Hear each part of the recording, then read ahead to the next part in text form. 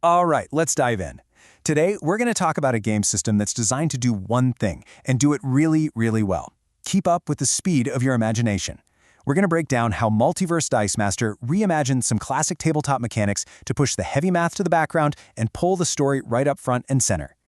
You know the feeling, right? We've all been there. The tension is cranked up to 11, the dragon's about to unleash a firestorm, and then, screech. Everything just grinds to a halt for 20 minutes. While everyone's digging through their character sheets, adding up bonuses, and figuring out who goes next, your big heroic moment, it's just disappeared in a traffic jam of numbers. And this quote from the source material absolutely nails it. That hour-long combat turn isn't just slow, it's exhausting. It yanks you right out of the story and makes you feel more like an accountant than a hero. And that is the exact problem we're going to talk about solving today. So the real villain of our story here is something called cognitive load. That's just a fancy term for all the mental energy you have to spend just keeping track of all the rules, the modifiers, the permissions, the whole shebang. And when a system gets too bogged down in that stuff, the Dungeon Master ends up being this bottleneck, and the game just slows to a crawl for everybody. So what's the fix? Well, Multiverse Dice Master comes in with a pretty cool idea. Let's swap out that slow, clunky simulation for something it calls high-speed story physics. The whole point isn't to perfectly copy reality, but to build a system that just fuels the story and keeps things moving.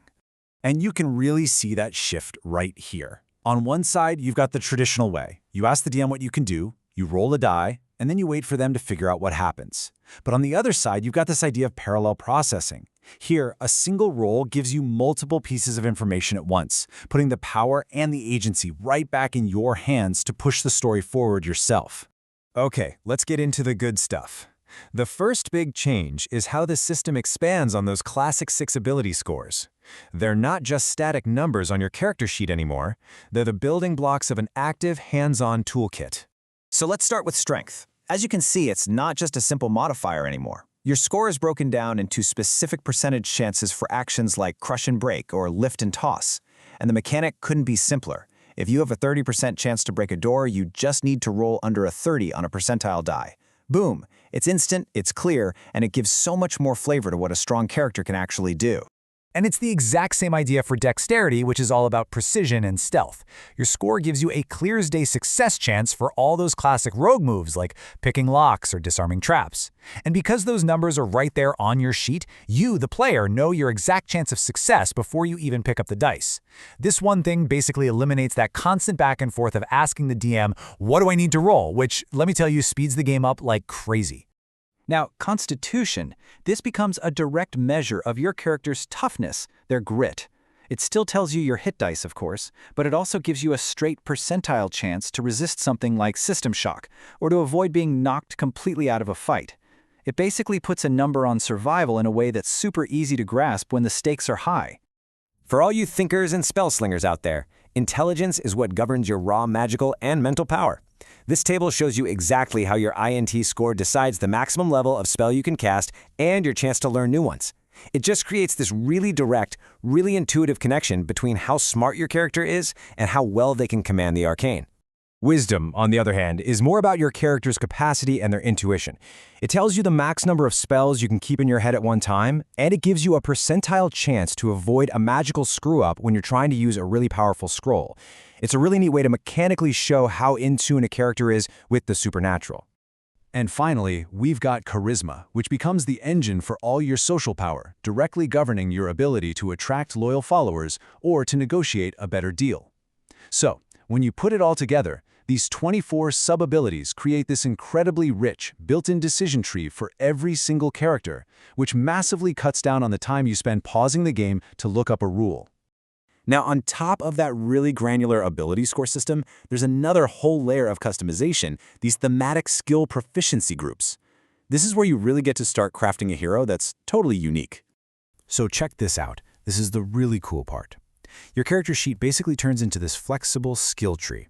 Instead of just using one skill for one check, the game actually encourages you to get creative and combine any 2 relevant stats. So, for example, you might combine your blacksmithing skill with your crush and break percentage from your strength score to figure out the exact weak point on a stone wall before you smash it. It's all about empowering creative thinking. Let's look at an example here. The Primal Prowess group is just perfect for your classic barbarian or fighter type. You get these really practical skills like blacksmithing, but also wilderness skills like reading trail signs, and even social skills like leadership. It helps you build a really capable, well-rounded hero from the get-go. And for a completely different vibe, you've got the Wit and Guile group. This is your toolkit for rogues, bards, and spies. You're getting skills like cryptography, gaming, and even voice mimicry. It's a fantastic set of tools for infiltration and puzzles. And it just goes to show how much diversity there is in how you can build your character. So we have these super detailed sub-abilities, and we have these really flexible skills. How does it all come together at the table? Well, it fundamentally changes your role, from just being a spectator to becoming an actual architect of the story. What this does is create this super simple, really empowering loop for you, the player. Step 1, you see the challenge. Step 2, you look at your character's skill tree and combine the best tools you have for the job. And Step 3, because the mechanics are so fast, you get to be the one to narrate what happens. It's a straight line from your idea to your action in the story. And this right here, this is the payoff. By putting all that math up front and taking the mental load off the players and the DM, the system basically slashes a typical hour-long combat down to just 15 minutes of fast, exciting action. And what does that mean? It means more story, more action, and way less sitting around waiting for your turn. Ultimately, the goal of this system is to turn you into a narrative architect. I love that term, because you know your chance of success before you even roll. The whole vibe at the table changes. You get what the system calls directorial agency. You stop having to ask the DM for permission, and you start describing your hero's awesome, cinematic success for everyone at the table to enjoy. Which brings us to the final thought here.